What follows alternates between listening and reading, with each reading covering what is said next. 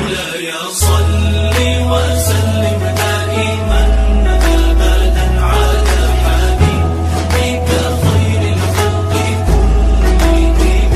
مولاي صل وسلم دائما أبدا على حبيبك خير الخلق كلهم. میرے محترم دوستو، السلام علیکم ورحمۃ اللہ تعالی وبرکاتہ۔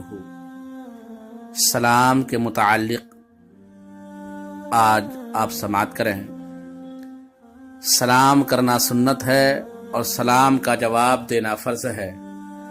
اللہ تعالی کا ارشاد ہے سورہ نساء پارہ نمبر 5 میں، جس کا معنی ہے جب تمہیں کوئی سلامتی کا لفظ کہے تو تم بہتر الفاظ میں جواب دو یا پھر وہی الفاظ لوٹا دو، بے شک اللہ تعالی ہر چیز کا حساب لینے والا ہے۔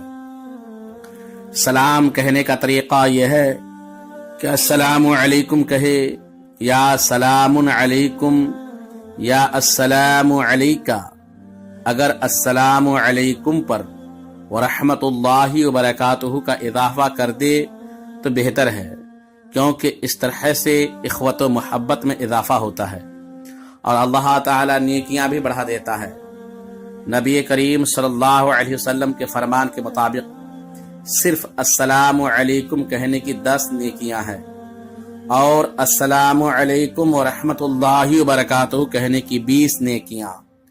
لہذا بہترین طریقہ یہ ہے کہ السلام علیکم ورحمت اللہ وبرکاتہ کہے، اور اگر ومغفرتہ کا اضافہ کر دے تو بہت اچھا ہے، اور اس طرح زیادہ نیکیوں کا حقدار بن جاتا ہے۔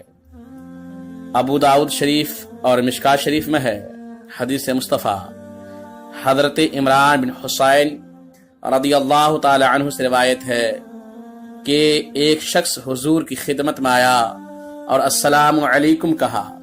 حضور صلی اللہ علیہ وسلم نے اسے جواب دیا اور وہ بیٹھ گیا۔ ارشاد فرمایا اس کے لیے 10 نیکیاں ہیں۔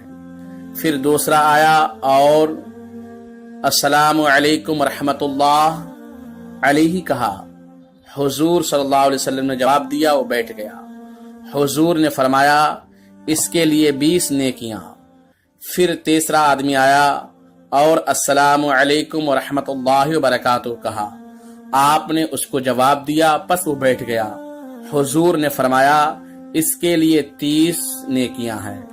پھر ایک اور شخص آیا، اس نے کہا السلام علیکم ورحمت اللہ وبرکاتہ ومغفرتہ۔ حضور صلی اللہ علیہ وسلم نے فرمایا اس کے لیے 40 نیکیاں ہیں، اور فرمایا فضائل اسی طرح ہوتے ہیں۔ سب سے پہلے سلام کہاں سے شروع ہوا؟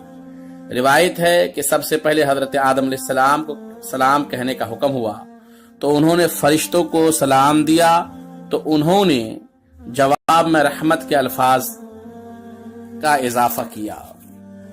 سلام کرنے سے محبت بڑھتی ہیں، عداوت، نفرت، دشمنی یہ سب ختم ہوتی ہیں۔ لہذا ہر مسلمان کو ایک دوسرے کو سلام کرتے رہنا چاہیے۔